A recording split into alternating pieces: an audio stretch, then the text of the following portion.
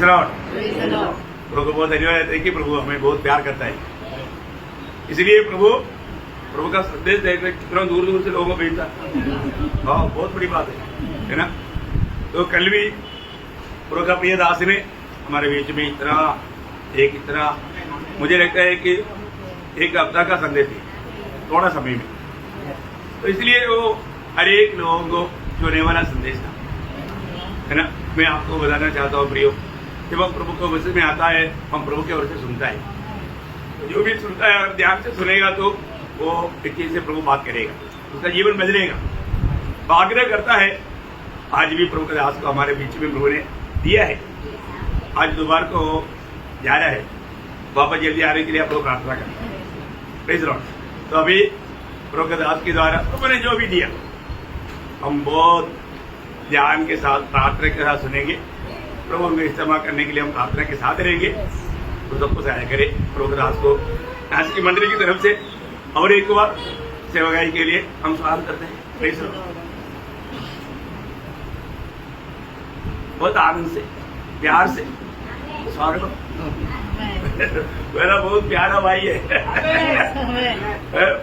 फौज में होने के कारण बहुत ज्यादा मानव स्ट्रिक्ट है, वही बहुत अच्छा।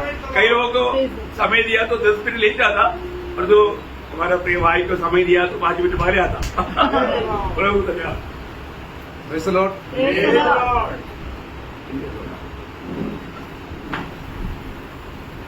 नासिक का कलीसिया में आने के लिए, नासिक का विश्वासियों से मिलके खुशियां बांटने के लिए, इस पर्व में हिस्सा लेने के लिए प्रभु मुझे भी मौका दिया। आपसे मिलना बहुत बड़ी खुशी की बात। आप कहीं जाने का तैयारी में बैठा है करके लिखता है मुझे। कहीं एक जगह से दूसरा जगह जाने वाले लोग बहुत खुशी के साथ बैठता है। मैं अपना घर से नासिक रोड जा रहे बोल के अपना परिवार में बताया, और 2 दिन से पहले अपना सामान वगैरह अपना पैक करना शुरू किया, और खुशी के साथ बात करना शुरू किया घर में। तो बोला है कि आपको इतना खुशी है क्या उधर जाने के लिए? बोला है कि खुशी है, क्योंकि हमारा जो मसीह भाइयों जहां पर रहता है वहां पर जाने के लिए बहुत खुशी है। धन्यवाद करते हैं और स्तुति करते हैं। और आप भी जो है अपना पूरा तैयारी के साथ बैठा है कि जाने के लिए हमारे यीशु मसीह आने का समय नजदीक आया है। उसका इंतजार में प्रभु ने कहा, जागते रहना, होशियार रहना, प्रार्थना करते रहना, क्योंकि मैं कब आएगा मालूम नहीं है। तो इसलिए आप सब तैयार बैठे हैं, इसलिए प्रभु को धन्यवाद देता हूँ। लेकिन मैं जब रास्ता में ट्रेन में आता था, लोगों का चेहरा वगैरह बहुत दुखी में और क्रूर स्वभाव का बन के बैठे, तो हमको मालूम पड़ जाता है कि उन लोग जो है बहुत डरते मारे अपना जिंदगी जी रहे, एक दूसरे के साथ गुस्सा से, नफरत से बात करता है, गुस्सा से देखता है। इसका कारण यह है कि उन लोग नया जन्म नहीं पाए हैं। उन लोग किधर जा रहे हैं उनको मालूम है। Praise the Lord. परमेश्वर का जन को मालूम है कि वो अपना मृत्यु को पार होके अनंत जीवन में प्रवेश करने के वजह से उनका चेहरा में जो खुशी है, और इस दुनिया का जितने भी कष्ट तकलीफ को वो ध्यान नहीं देते। धन्यवाद करते और स्तुति करते प्रभु को, क्योंकि प्रभु हमको ऐसा मौका दिया है। आज भी जो है प्रभु में इसमें भाग लेके और हम और पवित्र बनते हुए उसका आने का तैयारी में बैठे। धन्यवाद करते हैं, स्तुति करते हैं। तो लोग, एक अंतिम समय है, आखिरी का समय है, प्रभु हमको जीवित रखा है। अंतिम समय के बारे में दूसरा तिमुथियुस का जो पत्री है उसका 3रा अध्याय का 1 से 5 तक पढ़ेंगे। स्मरण के अंतिम दिनों में कठिन समय आएंगे, क्योंकि मनुष्य स्वार्थी, लोभी, दिनमान, अभिमानी, निंदक, माता पिता की आज्ञा टालने वाले, कृतज्ञ, अपवित्र, दया रहित, क्षमा रहित, दोष लगाने वाले, हाँ।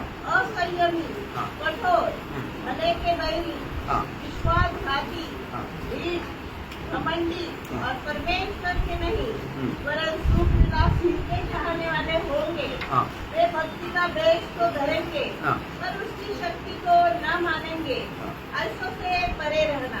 Praise the Lord।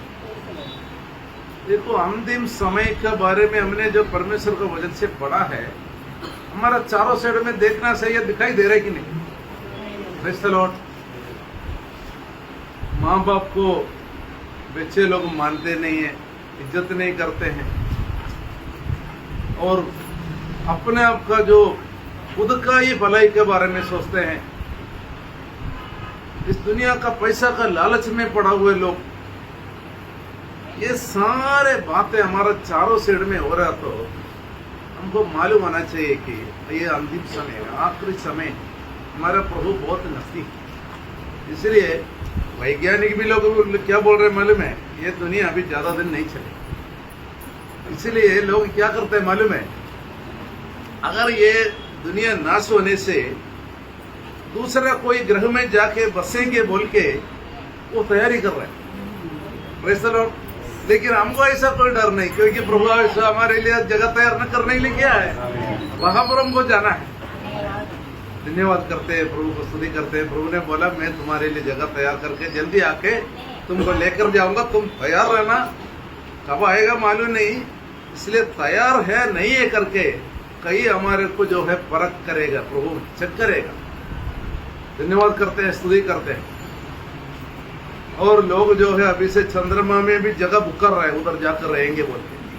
और दूसरा जो है मंगल ग्रह में भी उधर रहने लायक है करके अभी भी स्टडी कर रहा है, क्योंकि बोले पैसे वाले लोग सोचते हैं कि ये धरती अगर नाश हो जाता है तो हम कहीं ना कहीं जीना है। जीने के लिए हर मनुष्य इच्छा करते हैं। अस्पताल में जाकर बीमार होकर पड़े हुए मरने का हालत में भी है, कितने भी पैसा डॉक्टरों के पास खर्च करके एक दिन में और जिंदगी बढ़ाने के लिए कोशिश कर रहे हैं, फिर भी बच नहीं पा रहे। और देखो मनुष्य की जिंदगी का आयु कितना है। इस दुनिया में मनुष्य का एक आदमी 100 साल जिएगा तो उसका जिंदगी का आयु कितना दिन का है? जन्म से लेके बच्चा से लेके बुढ़ा होने तक 100 साल तक जीने तक सिर्फ 36,500 दिन। इतना दिन जो है मनुष्य को मिलने के बाद भी मनुष्य और दिन जीना चाहता है। लेकिन परमेश्वर हमको जो दिया हुआ समय कितना है, आनंद काल का जिंदगी, कभी नाश ना होने वाला एक जिंदगी। वैसे लोग उस जिंदगी में जाने के लिए हमको सिर्फ यीशु मसीह पे विश्वास करने चाहिए। कितना सरल रास्ता है। वैसे लोग अगर यीशु मसीह पर सचमुच में विश्वास किया करके कैसे माने। धन्यवाद करते, स्तुति करते। मेरा उधर का जो कलीसिया में, हमारा केरल का एक ब्रदरन कलीसिया का, वो वहां का सेवकाई में शामिल होता है। वहां लोग सब जो है अलग अलग समय पर आता है आराधना। कोई आदमी जो है शुरू में 5 मिनट पहले 10 मिनट पहले आके बैठ जाता है। कोई आदमी शुरू होने के बाद 5 मिनट के बाद आता है। कोई आदमी 10 मिनट के बाद, आधा घंटे के बाद, 1 घंटे के बाद, लास्ट में आराधना खत्म होने से पहले भी आने वाले लोग। तो हम जब उधर बताया, आप सचमुच में यीशु मसीह को स्वीकार किया है, उधार पाया है, यीशु मसीह को आपने जो इज्जत देता है क्या, प्यार करता है क्या? बाकी हर बात के लिए हमारे को समय है, और यीशु मसीह के पास आने के लिए समय नहीं। वैसे लोग हफ्ता में एक ही दिन जो है आराधना रखते हैं, उस आराधना में भी शामिल होने के लिए लेट होता है। तो हम वाक्य में जो है जो हमारे जिंदगी को परखना चाहिए कि हम विश्वास में है, यीशु मसीह को विश्वास करके हमारा पाप क्षमा हुआ कि नहीं। वैसे लॉर्ड, तो परमेश्वर ये एक मौका देता है कि परमेश्वर हमको परखता है कि आराधना में हम बराबर 5-10 मिनट पहले आके, क्योंकि हमारा अधिकारी नहीं तो हमारा प्रभु यहाँ पर आकर बैठा हुआ है, उसके बाद हम अपना मालिक के पास, इस दुनिया का एक मालिक के पास अगर इंटरव्यू में जाना है या उससे बात करने के लिए जाना है, उसने जो समय दिया है उस समय के बाद हम जाने से वो नाराज नहीं होगा क्या? तो इस वजह से क्या हुआ मालूम है, तो हमारा कलीसिया में आने वाला आदमी को उसका जिंदगी में बहुत ज्यादा संकट, बहुत ज्यादा मुसीबत है। वो बोलता है हमारे इस विषय के लिए प्रार्थना करना, बच्चा लोग हमारे को मानता नहीं है, हमारे को बिना पूछते चले जाते हैं, और जो है पढ़ाई में बहुत पीछे हैं, हम जो है बहुत गरीबी में हैं। तो हमने बोला भाई हम प्रभु का वचन में क्या लिखा, मुझे जो इज्जत देता है उसको मैं भी माने, मुझे जो है इज्जत नहीं करता उसको मैं क्यों माने। धन्यवाद करते, स्तुति करते। तो ये बात उनको बताने से उनको अच्छा नहीं लगता। पुराने नियम में एक भविष्यता था, यिर्मयाह भविष्यता। यिर्मयाह भविष्यता जनता को बोला, यहूदी लोगों को बोला, देखो तुम तो परमेश्वर से बहुत दूर चले गए हैं, मुड़ के आ जाओ, नहीं तो परमेश्वर तुमको सजा देगा। तो दूसरा झूठा भविष्यता लोग क्या बोला मालूम है, ये परमेश्वर जो है ऐसा नहीं बोल सकता, इसने गलत बोल रहा है, आप परमेश्वर हमको बहुत पसंद करता है। लास्ट में उसको जो है उसने जो है उनको सही रास्ते पर लाने के लिए परमेश्वर का द्वारा जो सही बात किया हुआ भविष्यता को उन्होंने बहुत बड़ा एक गहरा खाई में डाल दिया। उसने बोला कि तुम जो है एक तो तुम लोग मानते नहीं है, मुड़कर आते नहीं है, इसलिए तुम जो है नबूकदनेस्सर राजा आएगा, ये सब लेकर जाएगा, तो तुम जो है उनका सामने का गुलाम बन जाओ, अच्छा है, तुम्हारा जीवन बच जाए, नहीं है ना सर तुमको सबको मार देगा। लेकिन माना नहीं, लोग बोला कि परमेश्वर हमारे साथ ऐसा नहीं कर सकता, परमेश्वर जो है हमको हमारे साथ ऐसा नहीं कर सकता क्योंकि परमेश्वर हमको बहुत प्यार, तुमने झूठ भविष्यवाणी कर रहा है बोल के उसको झगड़ा करके उसको काई दिया। इसलिए कलीसिया के अंदर जो सही जो प्रचारक है, नहीं तो आवश्यकता है, उसने क्या करता है कि परमेश्वर से जो दूर हो रहा है उनको सही रास्ता में लेकर आने के लिए परमेश्वर का वचन बांटता है। लेकिन लोग उनको पसंद नहीं करते, उनका जिंदगी में बाद में घटनाएं ऐसे मुसीबतें आते रही। अगर उन लोग सोचे उसे ऐसे घटना मुसीबत आने से भी उन लोग जो मुड़कर आने के लिए तैयार है। इसलिए यहाँ पर का जो कलीसिया में मैं देखा है, इतना लोग है कि सब भरे हुए हैं, सब बराबर टाइम पर आकर बैठ गए। इसका मतलब आपका विश्वास सही है, आप सचमुच में प्रभु से प्यार करता है और सचमुच में जो है प्रभु का जो संगति में आने के लिए आपके पूरा तैयारी के साथ आप धन्यवाद करते हैं, स्तुति करते हैं। ऐसा जो नहीं है उनका जिंदगी में परमेश्वर आपको परखने के लिए, आपका विश्वास सही है गलत है परखने के लिए बहुत कुछ घटनाएं आएंगी। उस टाइम पर हमारे को प्रार्थना करो बोलने से कोई फायदा नहीं है। जब तक आप सही रास्ते पे नहीं आएंगे वो आपका जिंदगी से मुसीबत और तकलीफें नहीं हटाएंगे। धन्यवाद करते हैं, प्रभु को स्तुति करते हैं। तो परमेश्वर हमको ये धरती को ऐसा बनाकर दिया है यहाँ हम आराम से रहने के लिए। लेकिन नोहा का समय पर क्या हुआ मालूम है? उत्पत्ति का किताब उसका 6वां अध्याय का 13 आयत पढ़ेंगे। उत्पत्ति का किताब। तब परमेश्वर ने नूह से कहा, हाँ। सब प्राणियों से अंत करने का प्रश्न मेरे सामने आ गया है, क्योंकि उनके कारण पृथ्वी उपद्रव से भर गई है, इसलिए मैं उनको पृथ्वी समेत नष्ट कर डालूंगा। Praise the Lord. परमेश्वर ने नूह से कह रहा है मनुष्य की वजह से धरती खराब हो गया है, इसलिए मैं सभी के साथ उसको नाश करने वाला हूं। आप देख रहे हैं कि आजकल का जो सिचुएशन में कितना दुनिया खराब हो गया है, कितना ये धरती खराब हो गया है। मनुष्य सब अपना अपना रास्ता में चलकर इस धरती को खराब कर दिया। परमेश्वर का वचन में कहता है इस समय आ गया है कि अंतिम समय आ गया है, इसको नष्ट करने का समय आ गया। हमारा चारों साइड में जो न्यूज हम जो सुनते हैं, माँ बाप अपने छोटे छोटे बच्चों को कुआं में डाल रहे हैं, नदी में डाल रहे हैं, उसको आग जला रहे हैं। ऐसा इतना मनुष्य क्रूर हो गया है, इतना पाप बढ़ गया है। अभी हमारा केरला में लास्ट में जो न्यूज आया था, एक माँ जो है अपना 4 साल का ये बच्चा को क्या मालूम है, उसको रोना और हंसने के अलावा कुछ आता है। उनके साथ इतना मनुष्य क्रूर काम कर रहे थे, धरती कितना खराब हो गया। वैसे लोग तो वो बच्चा, वो 4 साल का लड़का को वो कुआं में डाल दिया। वो बच्चा क्या कर दिया, ये उसमें से जो पाइप से जो पानी आता है मोटर से, वो पाइप वो मरा नहीं, वो पाइप में पकड़ के उसमें लड़का हुआ और वहां पर चिल्लाया रोया। तो बाकी बाहर का लोग आके उसको बचाया, उसको हॉस्पिटल में ले जाके ट्रीटमेंट दिया। बाद में उसने बोला तुम कैसे गिरा बेटा, बोलते कि मैंने माँ ने उठा के कुआं में डाल दिया। इतना मनुष्य क्रूर हो गया है, इतना मनुष्य पाप इस दुनिया में बढ़ गया है। मनुष्य का पाप का वजह से धरती इतना खराब हो गया है। परमेश्वर कहता है इसका नाश करने का समय आ गया। दूसरा एक बच्ची था, वो 3.5 साल की बच्ची है, लड़की है, उसको जो है उठा के नदी में डाल दिया, वो मर गई। वैसे लोग वो मर गई, उसका छानबीन किया तो उसका माँ ने बोला मैंने डाला।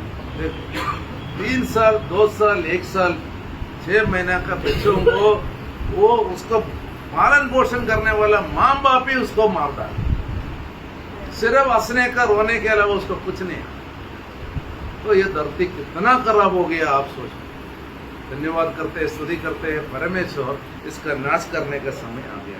वैसे लौट दूसरा पत्रोस 3 अध्याय का 9 से 13 तक पढ़ेंगे। प्रभु अपनी प्रतिज्ञा के विषय में देर नहीं करता, जैसे कुछ लोग समझते हैं, पर तुम्हारे विषय में धीरज रखता है और नहीं चाहता कि कोई नष्ट हो, परंतु यह कि सबको मन फिराव का अवसर मिले। परंतु प्रभु का दिन जोर के समान आ जाएगा। उस दिन आकाश बड़ी खड़खड़ाहट के शब्द से जाता रहेगा और तत्व बहुत ही तत्व होकर पिघल जाएंगे और पृथ्वी और उस पर के काम जल जाएंगे।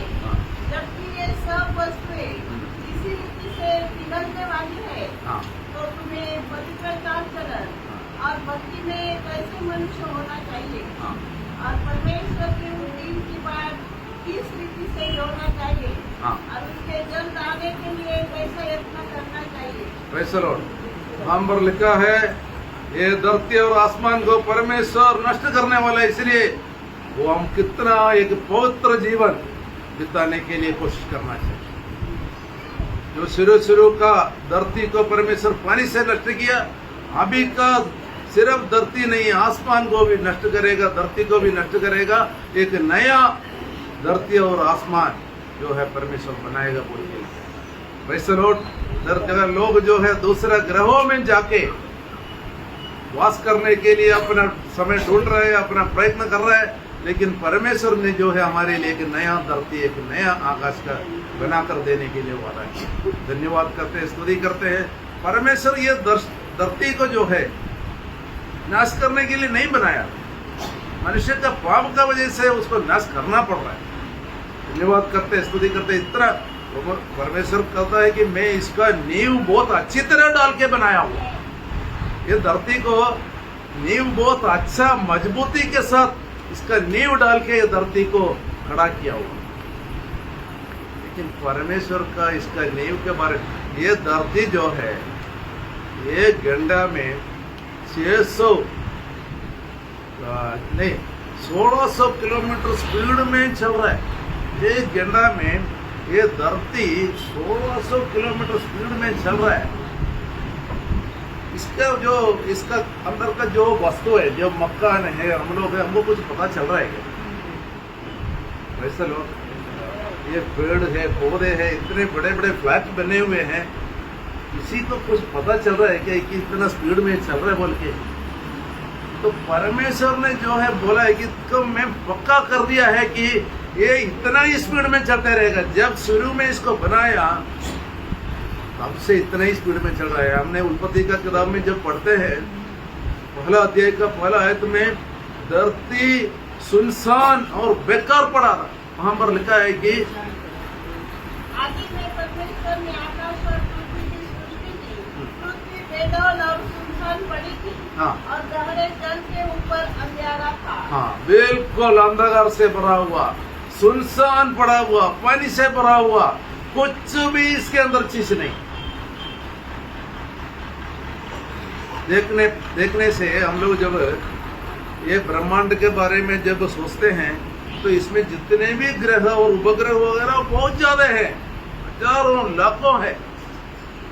कोई भी परमेश्वर कोई भी ग्रह को ऐसा नहीं बनाया, सब अभी सुनसान पड़ा है। हर एक ग्रह, मंगल ग्रह में जाकर देखने से वहां पर कुछ नहीं, चंद्रमा में जाकर देखने से वहां पर कुछ नहीं है।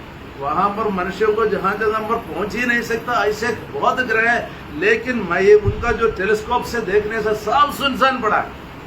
लेकिन परमेश्वर धरती को सिर्फ मनुष्य को वास करने का लायक बना कर दिया, और 1600 किलोमीटर इतना स्पीड में चलने के बाद भी इसके अंदर हमको कुछ पता नहीं चलता। जैसे कि जैसे उसने बनाया वैसे के वैसे अभी भी चलता। वैसे लोग धन्यवाद करते हैं, स्तुति करते हैं। परमेश्वर का कामों को हमारा बुद्धि में हम समझ नहीं सकते, लेकिन परमेश्वर का वजन हमको ज्ञान देता है। तो परमेश्वर का कामों को समझ के हम उसका भय मान के जीना चाहिए। वैसे लोग धन्यवाद करते हैं, स्तुति करते हैं। और जो है देखो कितना परमेश्वर ज्ञानी है, कितना ध्यान से बनाया। सूरज से और थोड़ा धरती नजदीक होने से जलकर राख हो जाता, और इस जगह से थोड़ा दूर हो गया तो ठंडी से इसमें कोई रह नहीं सकता। इतना बैलेंस में बनाया इसने। जो परमेश्वर ने इसका घूमने के लिए जो सूरज का चारों साइड में जो रास्ता बताया, उस रास्ता को छोड़ के दाहिने बाएं एक इंच भी नहीं हिलता। थोड़ा सा भी इधर उधर हो गया, उसका जो आकर्षण से दूर हो गया, फिर ये धरती किसी में भी जाकर टक्कर मार के टूट सकती, खत्म हो जा सकता है, ब्रह्मांड ही खत्म हो जाए। देखो परमेश्वर अपना नींव डाल के बनाए, इस रास्ता से तुम चल सकता है। वो धरती परमेश्वर का हुक्म मान के उसी रास्ता पे चलते हैं। और सूरज का चारों साइड में जो घूम कर आता है एक साल में एक बार, वो कितना स्पीड में घूमता मालूम है? 1,08,000 किलोमीटर स्पीड में एक घंटे में, इतना स्पीड में चलता है सूरज का चारों साइड में, हमको पता नहीं चलता। तो परमेश्वर हमारे अंदर जो आत्मा देख रखा है, उसने जो भी बात हमारे आत्मा के बारे में कहा है वो बिल्कुल सच है। हमारा आत्मा नरक में जाके नाश हो जाएगा बोलकर परमेश्वर ने बोला है, वो बिल्कुल सच है। इसलिए बचने के लिए परमेश्वर जो मार्ग बनाया है वो भी सच है। वो दाहिने बाएं हिल नहीं सकता है, क्योंकि परमेश्वर का काम होगा अपना आंखों से हमारा बुद्धि में नहीं समझ सकता है, और ये विश्वास के जरिए हम प्राप्त करने। धन्यवाद करते हैं, स्तुति करते हैं। लेकिन हमारा विश्वास को परमेश्वर परखेंगे। हमारा कौन सा विश्वास को परखते हैं मालूम है? हम परमेश्वर पे, प्रभु यीशु मसीह का सूली का मौत पे विश्वास करके उद्धार पाया है या नहीं, कैसे विश्वास करेंगे? कैसे परखते हैं मालूम? गलातियों के लिए लिखित पत्र 3 अध्याय का पहला है।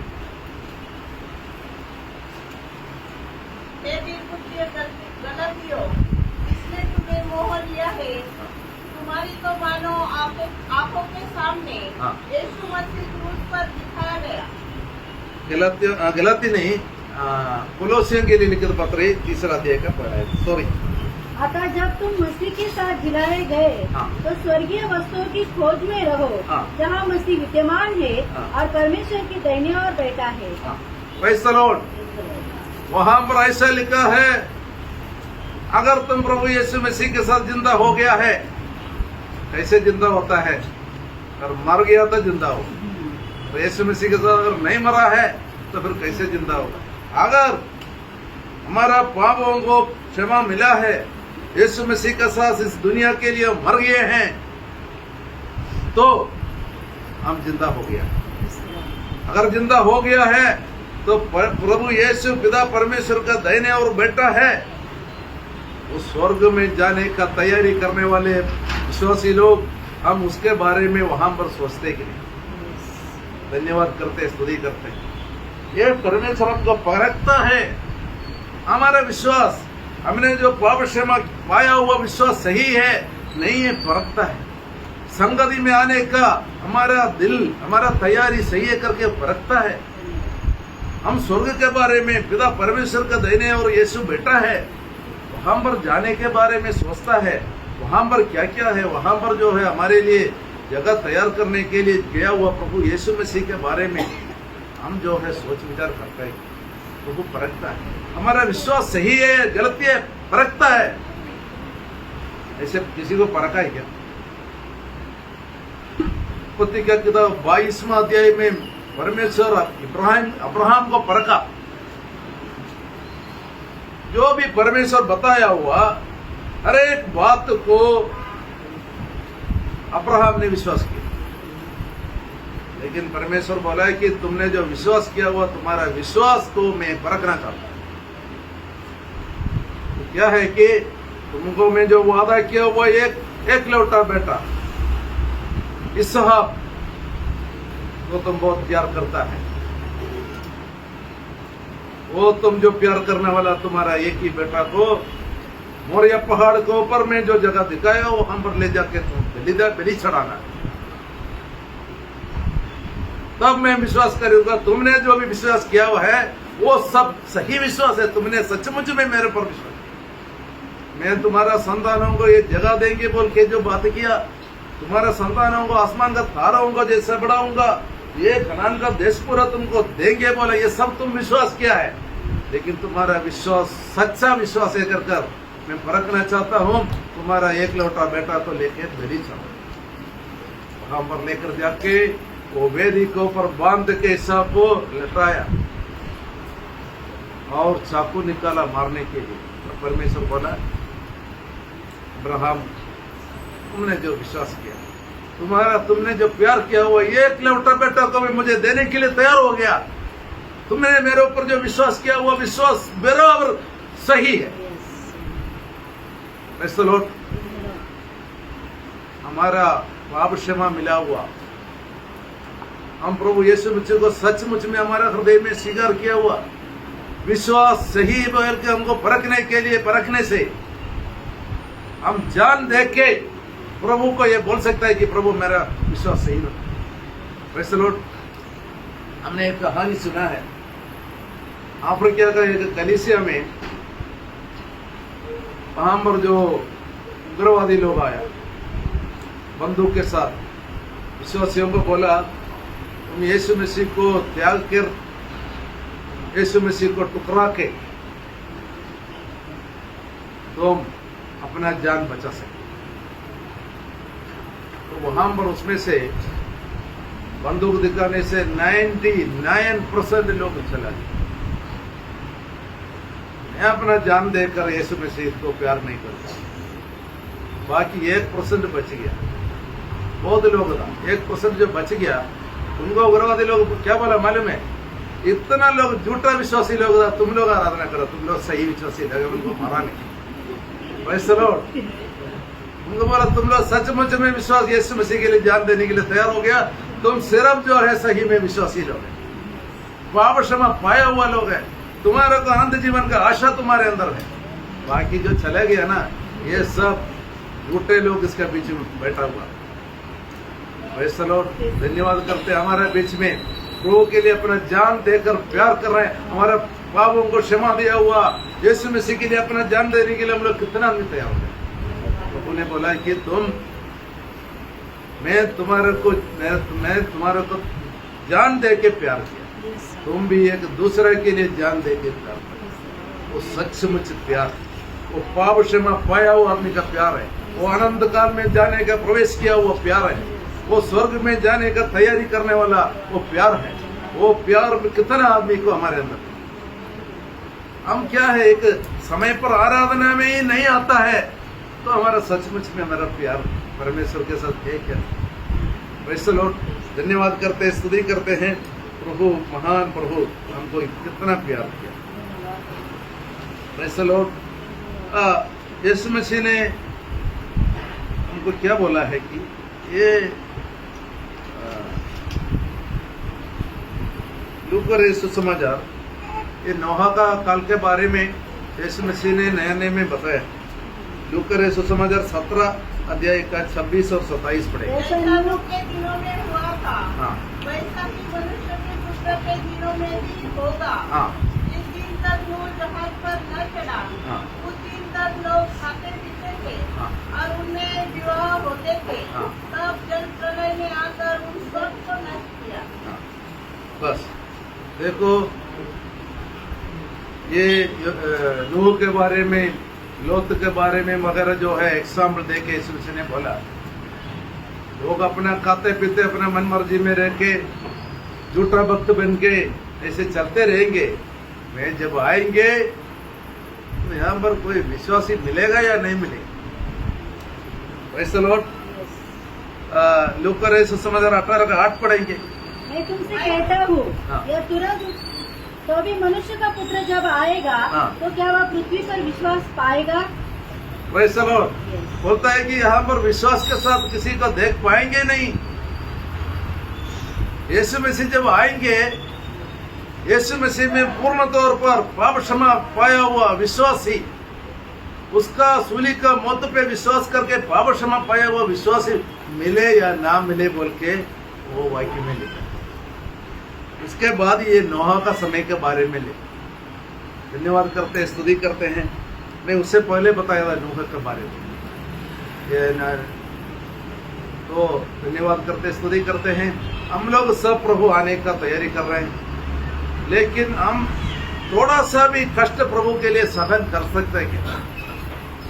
हम ना प्रभु का संगति में आने के लिए अपना थोड़ा समय नहीं निकाल सकते हैं, तो बाकी क्या कुर्बानी देंगे? तो हमारा विश्वास सही है बोल के प्रभु हमको परखते रहता है।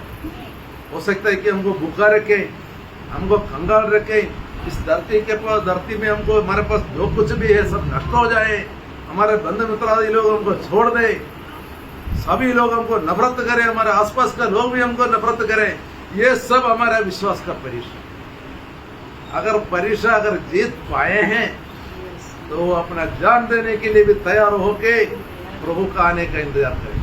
धन्यवाद देते, स्तुति करते हैं प्रभु, धन्यवाद करते हैं। तो परमेश्वर हमारे को बहुत प्यार करता है, क्योंकि नरक का सजा के बारे में हमको यीशु मसीह ने भी काफी बार याद दिलाया, नरक का सजा के बारे में। लेकिन नरक का सजा के बारे में मनुष्यों का दिल में कोई इतना चिंता नहीं, क्योंकि प्रभु जानता है कि नरक में जाने से मनुष्यों का कितना कष्ट होता है। परमेश्वर अच्छा जानता है कि अभी एक आदमी मरने जा रहा है, तो मरने का समय पर कितना शारीरिक मौत ही समझ लो, शारीरिक मौत में कितना दर्द होता है, वो शारीरिक मौत में पार हो गया उसी को पता है। वो कितने भी दूसरे आदमी को बताने से उसको समझ में नहीं है। उसी मुताबिक यीशु मसीह को मालूम है कि नरक का सजा कितना कड़ी, वहां का आग कभी घुसता नहीं, वहां का जो है कीड़ा कभी मरता नहीं। ऐसा जगह पर हम कितना मिनट रह सकता है, लेकिन पूरा आनंद काल तक उसके अंदर रहेंगे बोलने से उसका कारण क्या है? जो परमेश्वर का दास ने हम पर बताया था, इतना बड़ा सजा से हमको बचना के लिए प्रभु ने इतना बड़ा कुर्बानी दी। Praise the Lord. इतना बड़ा सजा, नरक का सजा, आनंद काल का नरक का सजा, उससे बचाने के लिए परमेश्वर इतना एक सरल रास्ता बना के दिया। अपना प्रिय पुत्र को भी हमसे बढ़कर जो है प्यार नहीं, और वो प्यार जो है प्रकट करना कैसे प्रकट होता है? हम प्यार कैसे प्रकट करते हैं? एक दूसरे से प्यार करते हैं तो कैसे प्रकट करते हैं? एक घर में जाने से कुछ उसमें मीठा चीज वगैरह लेकर जाएंगे, कुछ फ्रूट्स वगैरह लेकर जाएंगे, कुछ कपड़ा वगैरह लेकर जाएंगे, हमारे प्यार को प्रकट करने। हम तुम्हारे घर में आया, हम जो है तुम्हारे को प्यार करता हूँ और तुम्हारे लिए ये चीज हम लेकर आया, तो बहुत खुशी हम बांटते हैं, वैसे लोग।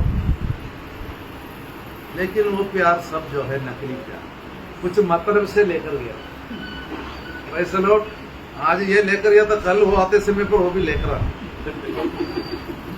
नहीं है। तो अभी शादी में वगैरह जाने से हम क्या होता है, कुछ वहां पर रेंट देते हो, और वो हमारा घर में शादी में आता है तो वो भी लेकर आना, नहीं आने तो बात खराब हो जाए। लेकिन प्रभु बोलते हैं तुमसे मुझे कुछ भी नहीं, तुम्हारे से मेरे कुछ नहीं चाहिए, और भी तुम्हारा कोई नरक का सजा से बचाने के लिए मैं अपना प्रिय पुत्र को दे रहा।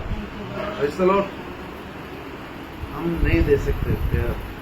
हम लोग अपना बच्चों को दूसरे लिए, वो बोलते हैं कि तुम्हारा घर से जो तुम पालन पोषण कर रहा है, इससे अच्छा मेरा घर में मेरे पास बहुत पैसा है, तुम्हारा बच्चा को मेरे को दे दो, मैं अच्छा पालन पोषण करेंगे बोलने से हम नहीं देंगे। क्योंकि मेरा बच्चा मेरे लिए बहुत बड़ा, मेरा सब वस्तुओं से बड़ा क्यों है, क्यों उन बच्चों से इतना ज्यादा प्यार करता है, दूसरा आदमी को हम नहीं देंगे। अपने बच्चों से क्यों प्यार करते हैं, हमारा स्वभाव, हमारा स्वरूप उसके अंदर। वैसे लोग हमारे घर में फैन है, लाइट है, अच्छा घर है, गाड़ी है, सब कुछ है, लेकिन उन चीजों के ऊपर हमारा स्वभाव और रूप नहीं है। इसलिए वो सब बिक्री करके मेरा बच्चा को मैं प्यार करेंगे। हमारा बच्चा अगर बीमार होकर अस्पताल में गया, ये सब जाने के बाद भी मेरा बच्चा को मैं बचाऊंगा, क्योंकि उसके अंदर मेरा स्वभाव है। परमेश्वर इतना बड़ा बलिदान क्यों दे रहा है, उसका सृष्टि में हमारे से बढ़कर शक्तिशाली सृष्टि है। ये धरती है, ये ब्रह्मांड है, ये हमारे से बढ़कर ताकत वाला जानवर, जंतु, जीव जंतु है, हाथी है, घोड़ा है, इसका शक्ति का सामने हमारा कुछ नहीं। लेकिन सिर्फ परमेश्वर का स्वभाव हमारे अंदर, परमेश्वर का स्वभाव में बनाया हुआ आदम और हवा को पाप करने के बाद उसको एक पाप करने के बाद जो भी संतान बना है, मतलब जो हाबेल और कायल बना, वो भी पाप करके एक मर गया, दूसरा भी जो है परमेश्वर से दूर चला गया। और 5वां अध्याय में एक और एक लड़का जन्म हुआ, उसका नाम सेत बोल के एक लड़का जन्म हुआ। वहां पर एक पढ़ेंगे क्या लिखा है, कभी पढ़े वो सेत के बारे में।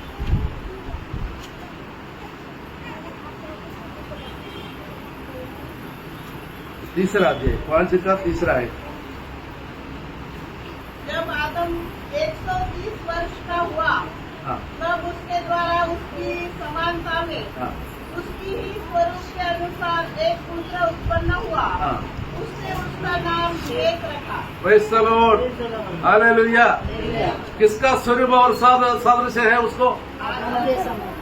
आदम। पाप किया हुआ, पाप में हम लोग सब जन्म लिए। शेत भी पाप में जन्म लिया, क्योंकि पाप किया हुआ आदम और हव्वा के अंदर फिर जो है पवित्र आदमी जन्म नहीं लिया। वहां पर परमेश्वर ने अपना स्वरूप में पवित्रता के साथ आदम और हव्वा को बनाया, परमेश्वर का स्वभाव और सादृश्य में। यहाँ पर जो शेत को जन्म दिया तब लिखा है ये आदम का स्वभाव और सादृश्य है, जो पापी मनुष्य का स्वभाव और सादृश्य में जन्म, उसका नीचे हम लोग सब पापी मनुष्य में पाप में जन्म। हम लोग जन्म से पापी, हमारा पाप सब मिटाने के लिए परमेश्वर ने अपना पवित्र प्रभु यीशु मसीह को बलिदान दिया।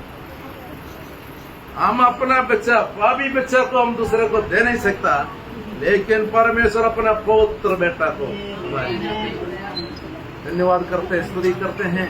तो सब मनुष्य पापी है, जो भी मनुष्य इस दुनिया में जन्म लिया सब पापी है। और परमेश्वर ने इतना सरल तरीका से उद्धार का मार्ग तैयार किया है। अंधा भी बच सकता है, गूंगा भी बच सकता है, जो सुनता नहीं है वो भी बच सकता है, लंगड़ा भी बच सकता है, कैसे भी कोई भी बच सकता है, क्योंकि दूसरे धर्मों में क्या बोलता है कि तुम अच्छा अच्छा काम कर्म करो तुम बच सकते। अगला जन्म में क्या तुम बनेगा वो तो पता ही नहीं है, लेकिन अच्छा कर्म तो करे। लेकिन परमेश्वर बोलते हैं संसार का हर मनुष्य को मैं बनाया, मेरा स्वभाव और सादृश्य में बनाया हुआ मनुष्य पाप करके पाप का स्वभाव और सादृश्य में हो गया तो भी उसको नरक में छोड़ने के लिए परमेश्वर पसंद नहीं। तो परमेश्वर हमको बचाने के लिए इतना बड़ा बलिदान दिया। बोलते तुम विश्वास करने से काफी, लेकिन झूठा विश्वास है, सच्चा विश्वास है परमेश्वर पर। यीशु मसीह पे जो हमारा विश्वास है, हम मुंह से बोल सकता है मैं भी विश्वास करता हूँ, मैं भी विश्वास करता हूँ, और मैं भी विश्वास करता हूँ, मैं भी परमेश्वर का जो है प्रभु भोज में हिस्सा लेता हूँ। लेकिन हमारा प्रभु भोज में भी एक झूठा विश्वासी, सही विश्वासी नहीं है, वो हिस्सा लेता है तो उसका सजा उधरी लिखा, सजा उधरी। धन्यवाद देते, स्तुति करते प्रभु पर। प्रभु यीशु पर जो हमने विश्वास किया है, हम पापी है बोल के मान के हमारा सचमुच में प्रभु से जो पाप क्षमा मिला है, प्रभु का आत्मा पाया है, ये परमेश्वर हमारे जिंदगी को परखते रहते हैं। उसका दरबार में हम समय पर भी नहीं आ सकता है तो हमारा विश्वास क्या है।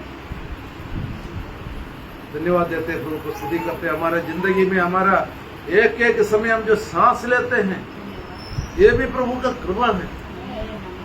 वैसे लोग अभी आजकल जो है कोरोना बहुत बढ़ रहा है बोल के बताया, कोरोना अभी केरला में 1000 से भी ज्यादा लोगों हो गए। बोलता है कि सभी लोग मास्क लगाना।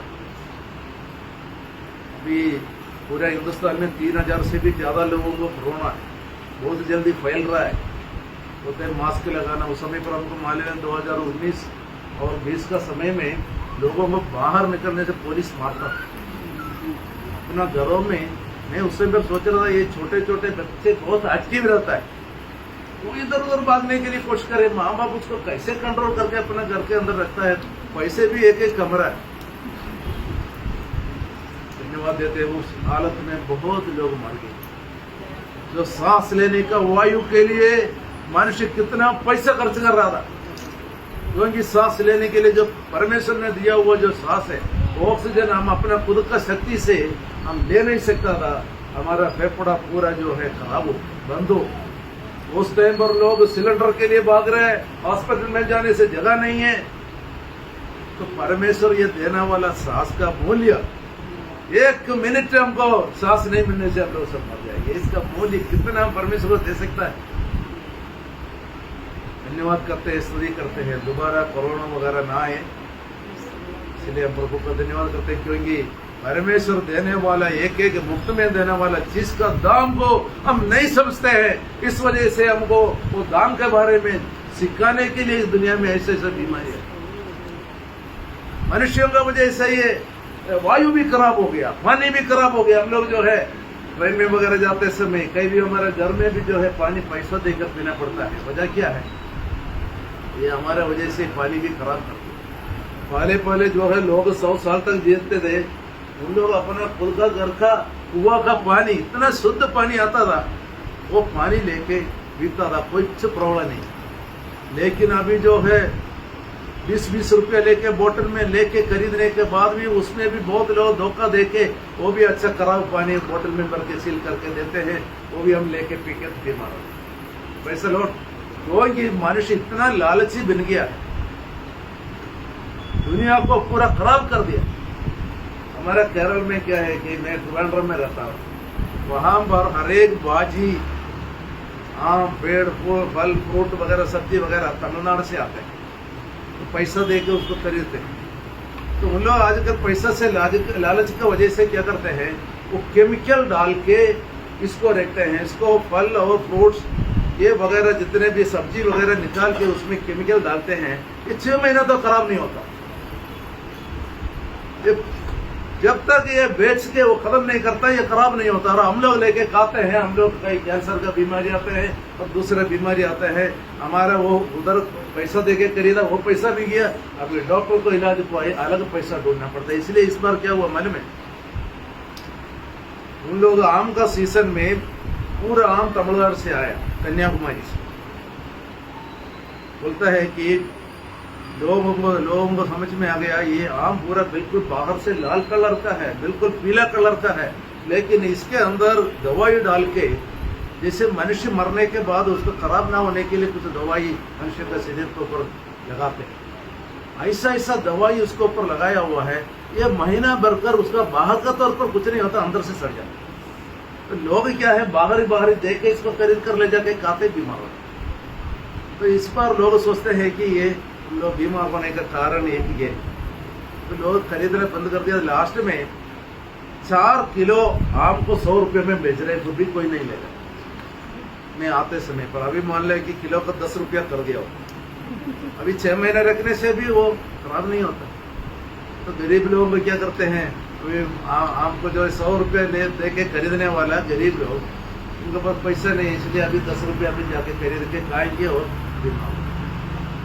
तो धन्यवाद देते, स्तुति करते हैं। परमेश्वर सब इस दुनिया में हर एक चीज हमारा अच्छाई के लिए, अच्छा भलाई के लिए हमको बनाया, लेकिन दुनिया अपना लालच के साथ पैसा का कमाई करने के लिए बहुत लालच करके इसको खराब कर दिया।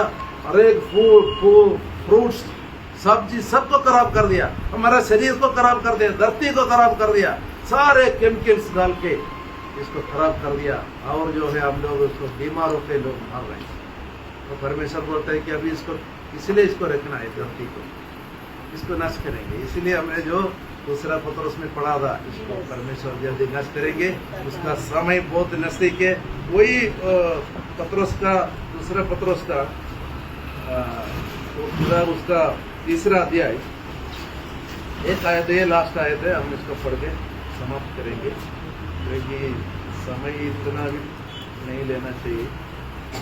हाँ, वो उसका 9 और 10 हम पढ़ा था एक बार मेरे ख्याल में। वो अपनी प्रतिज्ञा के विषय में देर नहीं करता, जैसे देर कुछ लोग समझते हैं, पर तुम्हारे विषय में धीरज रखता है और नहीं चाहता कि कोई नष्ट हो, बल्कि हर चीज सबको मन मिलाव का अवसर मिले। प्रभु का दिन चोर के समान आ जाएगा, उस दिन आकाश बड़ी खड़खड़ाहट के शब्द से जाता रहेगा और तत्व बहुत ही तप्त होकर बिगड़ जाएंगे और पृथ्वी और उस पर के काम जल जाएंगे। क्योंकि ये धरती को नाश करने का पूरा आटम बम वगैरह हर एक राज्य बनाकर रखा है। मेरे ख्याल परमेश्वर इसको ये अपना वजन में इसलिए लिखा है कि मनुष्य खुद इसको जो है जला देंगे। क्योंकि अभी जो है जलाने का पूरा बातें चल रहा था इंडिया पाकिस्तान के बीच में, लेकिन परमेश्वर कुछ समय और दिया है कि कोई मनपराव करने वाला बाकी है, वो भी 50 करके प्रभु में हो जाए ताकि इस धरती का सब नाश ना हो जाए। इसलिए प्रभु कहता है कि मैं अपना वादा जो दिया है उसके लिए मैं जो है उसको देर नहीं करता, लेकिन फिर भी परमेश्वर हमको इतना प्यार करने को जैसे थोड़ा सा समय और बढ़ाकर दिया है ताकि और कोई बचना तो बचने। धन्यवाद करते हैं, स्तुति करते हैं। तो हम लोग जो है स्वर्ग में जाने के लिए तैयारी करें, स्वर्ग के बारे में सोचें। इस दुनिया में जो है प्रभु के लिए अपना जान देने से भी हम उसमें हमारा जो प्रभु का सामने अपना जो प्यार है, नहीं तो हमारे को जो परमेश्वर ने हमको जो प्यार किया है उसका बदले में उससे जो पापक्षमा हमको मिला है, ये सच्चे बोलकर परमेश्वर हमको परखने से परमेश्वर को भी भरोसा हो जाए कि सचमुच में हम लोग पापक्षमा पाया। तो उसके लिए हमारे जिंदगी में जो भी कष्ट आए हैं वो सब जो है प्रभु का प्यार को परखने के लिए, पापक्षमा मिला हुआ उस विश्वास को परखने के लिए समझ के याकूब का किताब याकूब ने लिखित पत्र में क्या लिखा है, तुम्हारे को आदि शुद्ध करने के लिए परीक्षा आता है, लास्ट में क्या मिलेंगे, जीवन का मुकुट मिलेगा। उस मुकुट के लिए हम तैयार हो जाएंगे। तो वो यीशु मसीह जल्दी आने वाला है, तो वो यीशु मसीह हम सबको सहायता।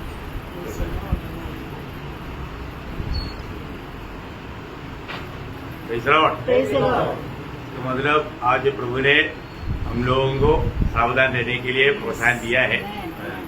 हमारे प्रभु न्याय करने वाला है, हमारे प्रभु न्यायी परमेश्वर है ना। ये दुनिया का अवस्था अभी बदलने जा रहा है। Yes. तो सबसे बड़ी बात रोगदास ने हमको इतना प्रोत्साहन दिया। अभी हम लोग वहां पर आ चुका है और तैयारी में नहीं रहेगा तो बड़ा नुकसान हो जाएगा।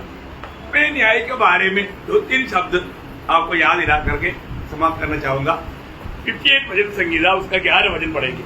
58 भजन संगीता, उसका 11 थोड़ा पास जाएगा, तब मनुष्य 10 मिनट में सब खत्म करेगा। हाँ, तब मनुष्य कहने लगेंगे निश्चय धर्मी के लिए फल है, हाँ। निश्चय परमेश्वर है हाँ। जो पृथ्वी पर न्याय करता है। हाँ, निश्चय परमेश्वर है पृथ्वी पर न्याय करता है। प्रियो, ये बहुत बड़ी बात है।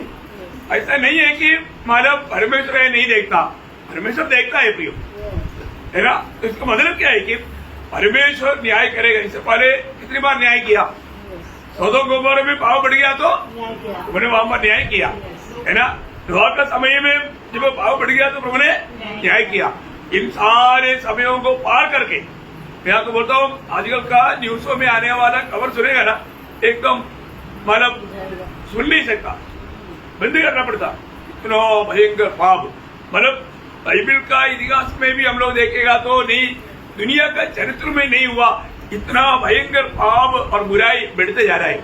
अभी परमेश्वर न्याय करने में क्यों देर कर रहा है? अभी हमने पढ़ा, जबकि कोई एक आधा हमारे बीच में, उसके लिए हम प्रार्थना कर रहे हैं, उसके लिए मौका दे रहे हैं। प्रियो, शायद आपको मौका दिया, ये मौका का महत्व आप नहीं समझा तो नष्ट हो जाएगा। तो इसलिए बहुत सावधान रहना, प्रभु जरूर न्याय करेगा। हमारे प्रभु का न्याय के खूबी एक दो बात में जल्दी बताना चाहूंगा। वो ऐसा न्याय है, जब प्रेरित पौलुस अपने जीवन में दौड़ के आखिरी में वो बोलने वाले एक शब्द, दूसरा तिमोथी 4 अध्याय उसका 8 बजे पढ़ना। भविष्य में मेरे लिए धर्म का वो मुकुट रखा हुआ है जिससे प्रभु जो धर्मी और न्यायी है, धर्मी और न्यायी मतलब धर्म के साथ न्याय करने वाला। कैसे न्याय करेगा? प्रभु का न्याय धर्म के साथ है, मतलब कोई भी प्रकार का कोई भी दोष नहीं लेगा पाएगा। प्रभु आपने मेरे ऊपर ऐसा क्यों न्याय किया, ऐसा नहीं बोल पाएगा, क्योंकि प्रभु का न्याय एकदम धर्म के अनुसार न्याय है ना। जब पहला पत्रोस उसका पहला अध्याय उसका 17 वचन, ये न्याय के बारे में बताया हुआ 1-2-3 बात। जब चुनकिन में पिता कहकर उसे प्रार्थना करते हो, जो बिना पक्षपात हर एक के काम के अनुसार न्याय करता है। देखा, बिना पक्षपात का, इसका मतलब क्या है कि वहां पर थोड़ा भी बाई बंदी नहीं होगा। प्रियो, प्रभु का न्यायासन के सामने जब न्याय आएगा, बिल्कुल प्रभु एकदम पक्षपात रहित न्याय करेगा, है ना। वहां पर पक्षपात नहीं। इसलिए हमें कितना सावधानी से चलना चाहिए, है ना। रोमियों का पत्री 11 अध्याय उसका 33 वचन। आहा, परमेश्वर का धन और बुद्धि और ज्ञान क्या ही गंभीर है। उसके विचार कैसे अथाह और उसके मार्ग कैसे अगम है।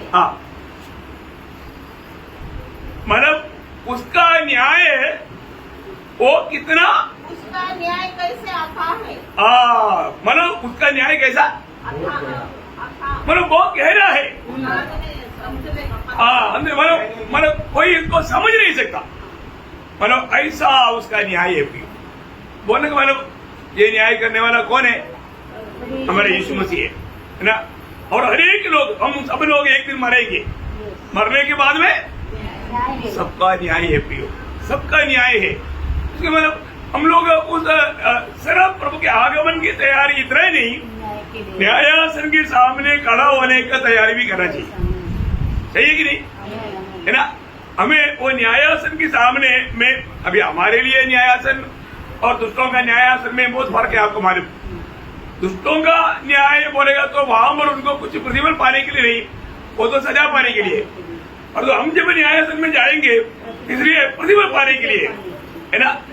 क्या पाने के लिए जा रहा है, ये बात को हमें जानना, क्योंकि प्रभु यीशु मसीह के न्यायासन के सामने जब हम खड़ा रहेगा तो हम क्या पाने जा रहा है उसकी तैयारी। क्योंकि दूसरा कुरिन्थी 5:10 आपको याद है।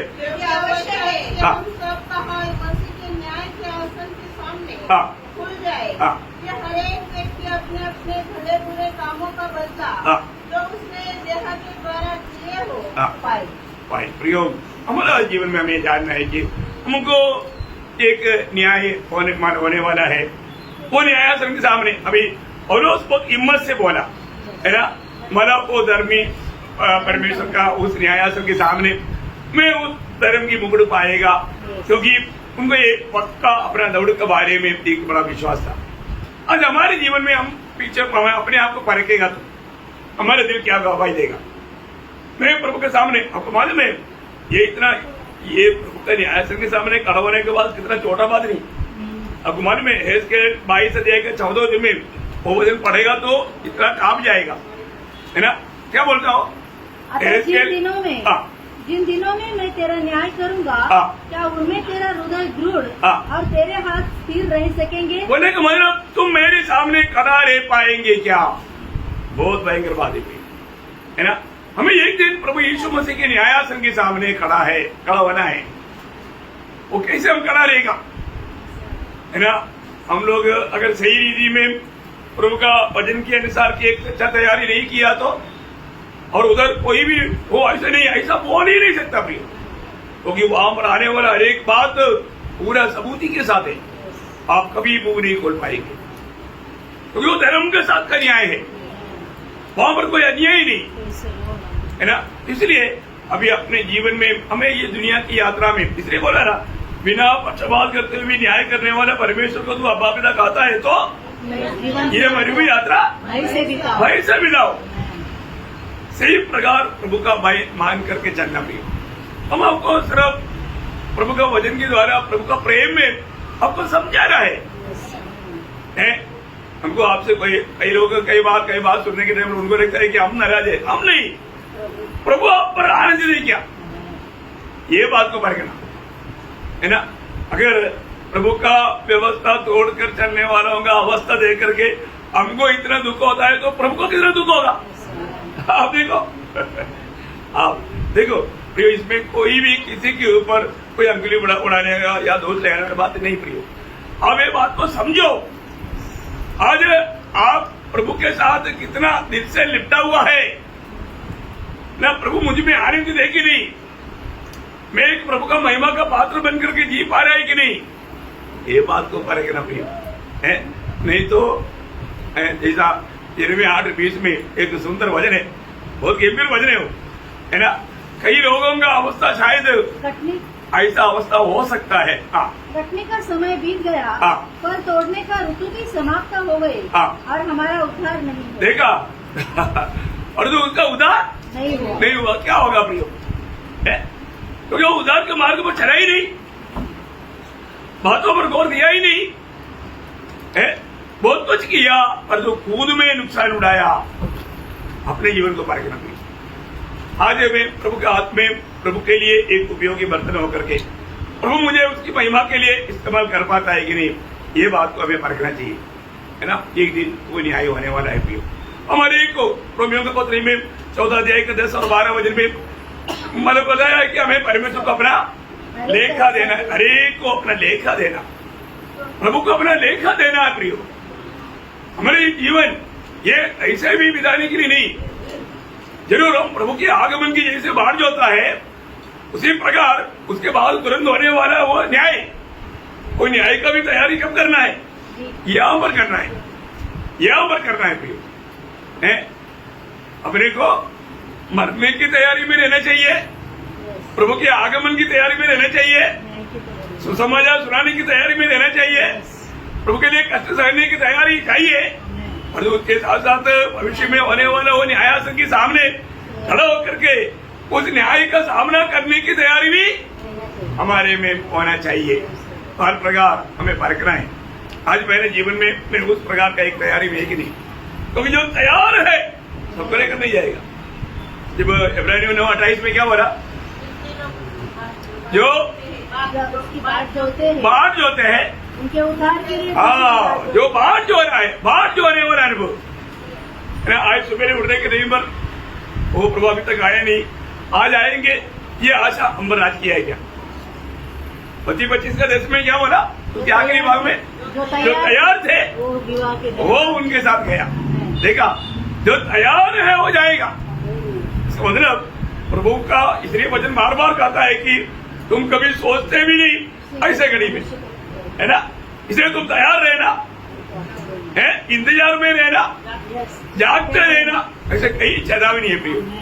बोले ये सब क्या है आत्मीय जीवन के संबंध में, और हमें प्रभु ने दिया वो जिम्मेदारी निभाते हुए, अपने कर्तव्य निभाते हुए प्रभु की बात जो होते रहना, बोलने का अर्थ बहुत बड़ी बात है। प्रभु में आने के बाद हमें एक लापरवाही की जीवन नहीं बिता सकता। हम लोग बहुत बड़ा जिम्मेवारी पाया हुए लोग हैं, दुनिया में सबसे बड़ा जिम्मेवार लोग प्रभु के लोग हैं। तो मैं प्रभु को बहुत धन्यवाद देता हूँ। प्रभु का प्रियदासों के द्वारा भी आज बहुत जरूरतमंद आलोचनाएं प्रभु ने हमें दिया है, प्रोत्साहन प्रभु ने हमें दिया है। प्रियो एक भी प्रोत्साहन नष्ट नहीं होने देना, वचन को जरूर अपने जीवन में परखते जाना, है ना। आज की अवस्था क्या है प्रियो, पाप और बुराई इतना बढ़ चुका है। अभी प्रभु देर नहीं करेगा प्रियो, अभी विलम्ब नहीं करेगा। मैंने कल भी एक वचन पढ़ाया था, जिसका बाइबल खुला है, एहेजकेल 12:28 वचन में प्रभु बोलता है अभी देर नहीं होगा।